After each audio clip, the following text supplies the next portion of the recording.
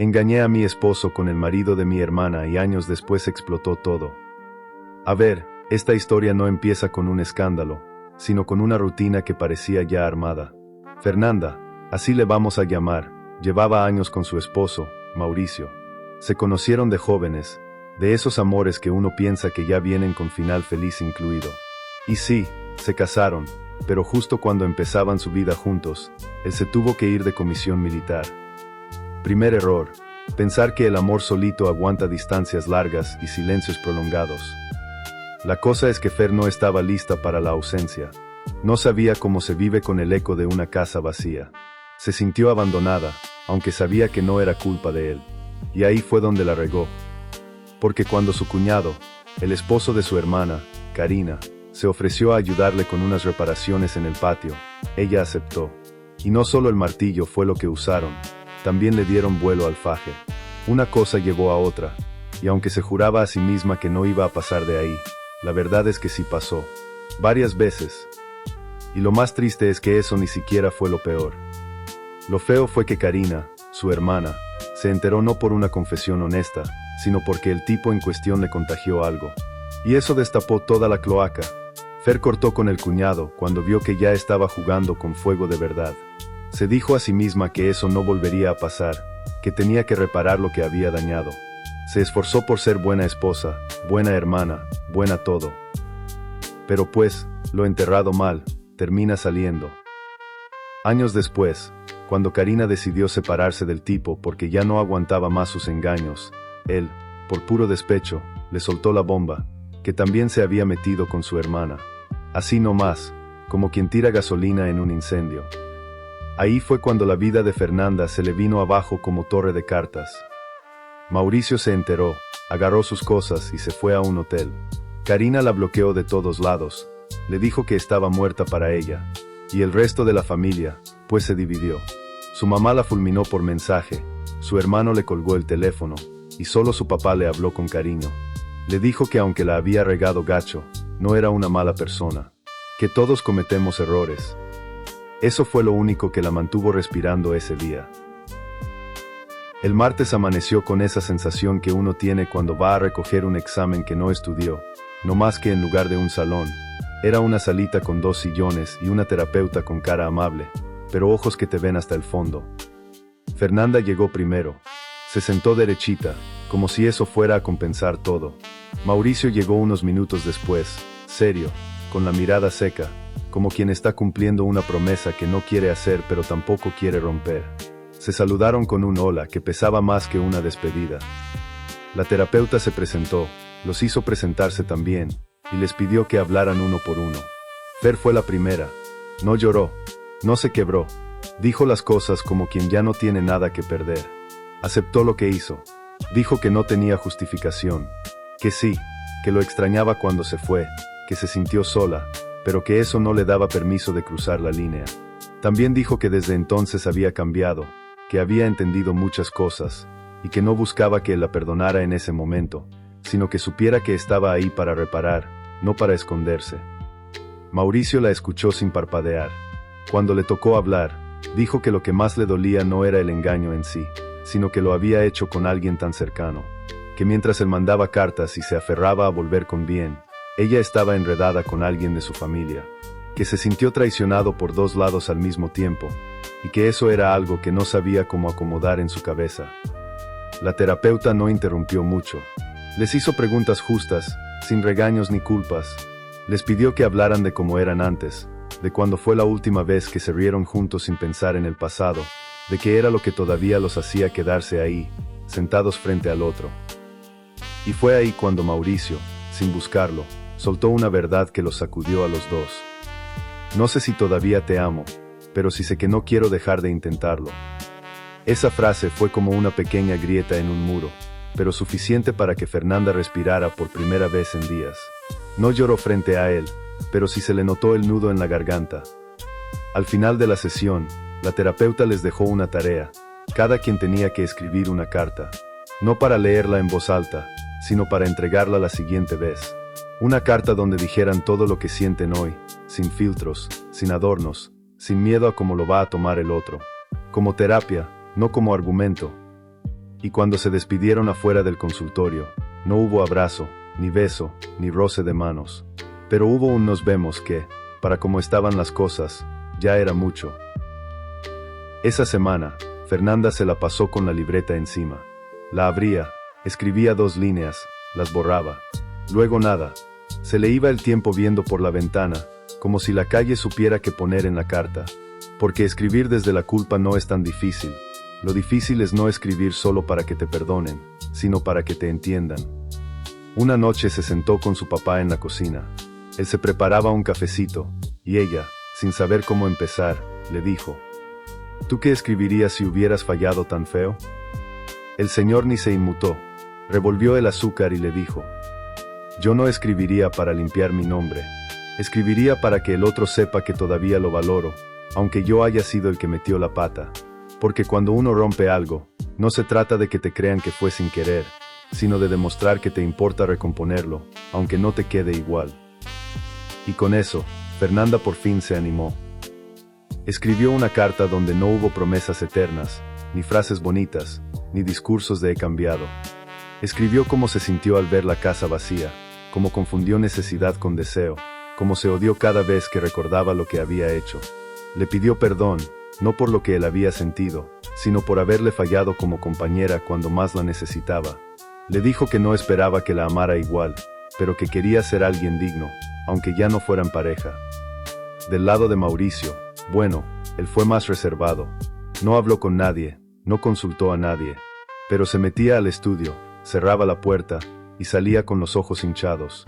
Cuando acabó su carta, la dobló con cuidado y la metió en un sobre, como si fuera una despedida, o una semilla, quién sabe. Llegó el día de la segunda sesión. Ambos llegaron puntuales, pero ahora el aire ya no era tan espeso. La terapeuta los recibió igual de neutral, y después de un rato, les pidió que entregaran sus cartas. No es para leerlas hoy, dijo. Es para que la otra persona sepa lo que ustedes no se atreven a decir en voz alta. La leerán en casa, cada quien por su cuenta. Así lo hicieron, y cuando se despidieron, esta vez hubo un gesto mínimo. Él le tocó el hombro. Nada más. Pero para Fernanda, ese roce valía oro. Esa noche, cada uno leyó la carta del otro. Y lo que leyó Mauricio lo dejó pensando por horas. Porque no era una excusa, ni un intento por barrer todo debajo del tapete. Era una confesión sin defensa, sin maquillaje. Y lo más fuerte era que ahí, entre líneas, se notaba que Fernanda no escribía como quien ruega que la amen, sino como quien reconoce el daño que hizo y aún así quiere estar presente para recoger los pedazos, aunque no vuelva a tener lo que tenía. Y eso sí movió algo. La tercera sesión llegó con algo distinto. No se sentaron tan lejos en el sillón. Fernanda ya no traía ese gesto de quien pide permiso para respirar, y Mauricio, aunque seguía serio, ya no parecía con el escudo puesto. La terapeuta los miró a los dos y les preguntó, sin rodeos: ¿qué aprendieron al leer la carta del otro? Mauricio se tomó su tiempo. Dijo que no sabía si le creyó todo, pero sí le creyó que le dolía, y que eso fue suficiente para que al menos quisiera seguir viniendo. Luego dijo algo que a Fer casi se le atora en el pecho. Me di cuenta de que extrañaba hablar contigo, no a la de ahora, a la de antes, a la que se reía con mis tonterías. Fernanda no lloró, pero sí bajó la mirada, y respondió: yo también extraño a ese nosotros de antes, y entiendo que no vuelva a ser igual, pero quiero construir otro, aunque sea distinto, aunque tome años. Y ahí fue cuando la terapeuta les propuso algo inesperado, una dinámica de reconstrucción. Tenían que hacer algo juntos fuera de terapia, algo que solían disfrutar antes de que todo se fuera al caño. Podía ser cocinar, salir a caminar, ver una película, lo que fuera, pero sin hablar del pasado, solo compartir el presente. Eligieron cocinar, no una cena romántica ni nada cursi. Hicieron enchiladas, de esas que a él le encantaban y que ella solía preparar los domingos. Esa noche fue rara. No hubo bromas ni miradas largas, pero sí hubo risas pequeñas, como si fueran redescubriendo cómo era eso de estar juntos sin pensar en el daño. Mauricio no se quedó a dormir, pero se despidió con un gracias por la cena.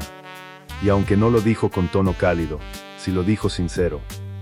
Después de eso, Empezaron a encontrar rutinas nuevas. No todos los días eran buenos. A veces discutían, a veces él se encerraba y ella se sentía invisible. Pero otras veces se reían viendo un programa tonto, o salían a comprar cosas que no necesitaban solo para caminar juntos. En una de esas sesiones, Fernanda confesó algo fuerte. A veces me siento como si estuviera pidiéndole perdón cada vez que respiro. Y Mauricio respondió: y yo a veces siento que cada cosa buena que haces ahora es solo para borrar lo que pasó. Y eso también cansa. La terapeuta sonrió, como quien ve que ya tocaron fondo y ahora sí pueden empezar a subir. Eso es parte del proceso, les dijo. Van a cargar con esto por un tiempo, pero si lo hacen juntos, tal vez, con el tiempo, deje de doler como ahora. Pasaron 2 semanas desde lo de las enchiladas. No hubo avances dramáticos ni momentos de película, pero sí hubo algo que para Fernanda fue inmenso, un mensaje de Mauricio, a las 11:30 de la noche. ¿Te molesta si me quedo a dormir en el sillón esta noche? No era una reconciliación, era una pausa en la guerra. Fernanda respondió que claro que no le molestaba, que trajera su cobija si quería. Y esa noche, cuando él llegó, no hablaron casi nada. Él se metió directo a la sala, y ella lo escuchó desde su cuarto, acostarse, acomodarse, y soltar un suspiro. No sabía si era de cansancio o de resignación, pero sonaba humano, y eso bastaba. Las semanas siguientes fueron parecidas. Mauricio iba y venía. A veces se quedaba a dormir, otras se regresaba a su hotel. Empezaron a tener una especie de rutina, sin etiquetas. Un limbo donde no eran ni esposos funcionales ni extraños completos. Había días en que platicaban como antes, y otros donde no cruzaban más que 2 frases al día. Pero entonces, un día de esos grises, Fernanda recibió una llamada inesperada. Su papá. Tu hermana fue a visitarme, le dijo. Se le fue el aire. ¿Y dijo algo?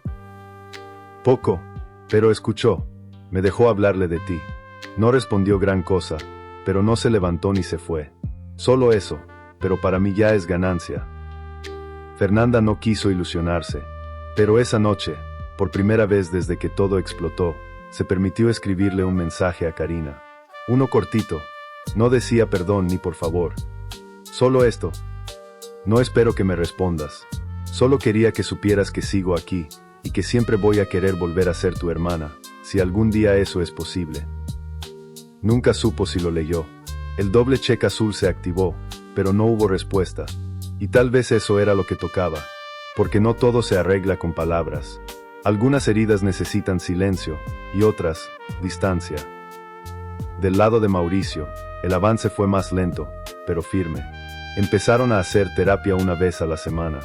Hablaron de su historia desde el principio, no desde el escándalo. De cómo eran antes, de lo que los enamoró, de lo que dejaron de ver el uno en el otro. Una noche, después de volver a casa de la sesión, él se quedó en la sala como siempre. Pero en la madrugada, ella se despertó por un ruido y lo encontró en la cocina, descalzo, sirviéndose un vaso de leche. La miró, medio adormilado, y le dijo: me estoy acostumbrando a estar aquí de nuevo, pero todavía me cuesta verte como antes. Lo intento, pero no prometo nada. Fernanda le respondió con algo que no había dicho en todo el proceso. No quiero que me veas como antes. Solo quiero que, si algún día me ves diferente, no sea con rencor. A veces, el error más grande no es haber hecho algo malo, sino haberlo escondido por tanto tiempo que ya no hay forma de limpiar el tiradero sin pisar pedazos. Lo que pasó con Fernanda no fue nomás una traición, fue una cadenita de decisiones egoístas que terminaron reventando en el peor momento. Y sí, hay cosas que no se deshacen, por más que uno quiera. Pero también es cierto que hay personas que, en vez de salir corriendo, se quedan a barrer el desastre. No porque sean tontos ni porque olviden fácil, sino porque algo dentro les dice que todavía vale la pena intentar. Y eso no es debilidad, eso es agallas. Lo que venga después para ellos dos está por verse. Tal vez se reconcilien, tal vez no. Pero lo que importa es que ahora, por fin, están hablando claro. Y eso ya es ganancia. Si esta historia te pareció interesante, deja tu like, comenta qué opinas y suscríbete al canal. Gracias por estar aquí.